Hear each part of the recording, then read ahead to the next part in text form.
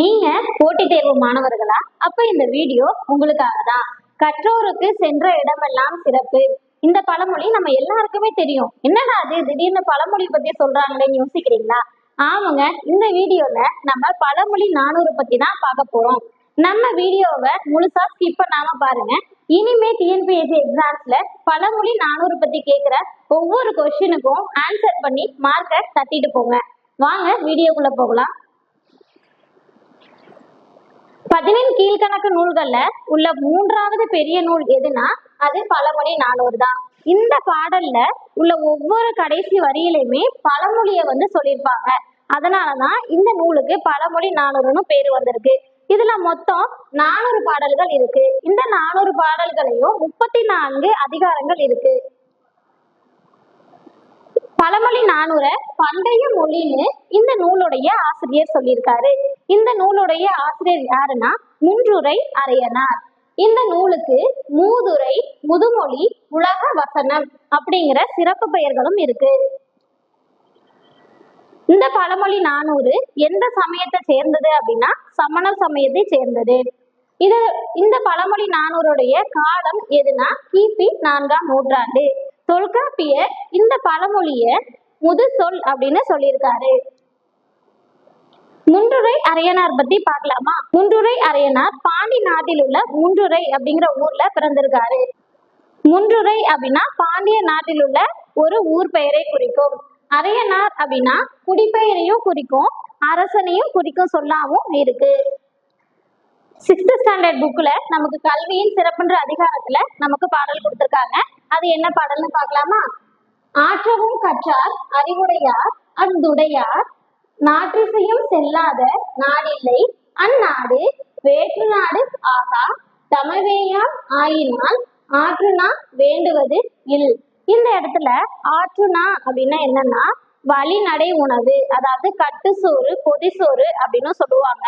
இப்ப ஒருத்தர் முழுசா ஒரு கல்வியை கற்றிருக்காரு, நல்லா படிச்சிருக்காங்க அப்படின்னா நம்ம ஊர்ல இருந்தாலும் சரி, வெளிநாட்டுல இருந்தாலும் சரி, நமக்கு கல்வியால வரக்கூடிய சிறப்புகள் எப்போதும் வரும். அதனால சாப்பாட்டுக்கு எந்த ஒரு கஷ்டமும் வராது. அதுதான் இந்த இடத்துல சொல்லியிருக்காங்க. இந்த பாடலுடைய பொருள்கள் என்னன்னு பார்க்கலாம். ஆற்றவும் அப்படின்னா நிறைவாகன்னு பொருள்படும். அடுத்து ஆறு வழி. ஆற்றுனா எப்படி பிரிக்கலாம்? ஆறு கூட்டல் உணா. ஆற்றுனானா எப்படி ஞாபகம் வச்சுக்கிறது அப்படின்னு நம்ம யோசிக்கலாம். ஆற்றுனானா எப்படி ஞாபகம் வச்சுக்கலாம்? நம்ம குடும்பத்தோட கட்டு சோறு கட்டிட்டு போயிட்டு ஒரு ஆத்துக்கு பக்கத்துல உட்கார்ந்து சாப்பிடுறோம் அப்படின்னு ஞாபகம் வச்சுக்கோங்க. அப்ப ஆற்றுனா அப்படின்னா வழிநடை உணவு அப்படின்னு அர்த்தம். அடுத்து வறண்டிருந்தன்னு பொருள்படும். புகாவா அப்படின்னா உணவாகன்னு பொருள்படும். மடமகள் இளமகள். நல்கினால் கொடுத்தால். முன்றில் வீட்டின் முன்னிடம் அல்லது திண்ணை. அதாவது இப்ப நம்ம முன்னோர்கள் காலத்துல வீட்டுக்கு முன்னாடி பாத்தீங்கன்னா ஒவ்வொரு வீட்லயுமே திண்ணை இருக்கும். ஆனா இப்ப இந்த திண்ணையை நம்ம ஒரு சில இடங்கள்ல மட்டும்தான் பார்க்க முடியுது. இந்த பாடலுடைய மேற்கோள் என்னன்னு பார்க்கலாம். கற்றலின் கேட்டலே நன்று, குன்றின் மேல் இட்ட விளக்கு, தனிமரம் காடாதல் இல், நிறைகுடம் நீர் ததும்பல் இல். இதுல குன்றின் மேல் இட்ட விளக்கும் தனிமரம் காடாதல் இல் இந்த 2 பாடல் வரிகளும் நமக்கு டிஎன்பிஎஸ்சி எக்ஸாம்ல அடிக்கடி கேட்டிருக்காங்க.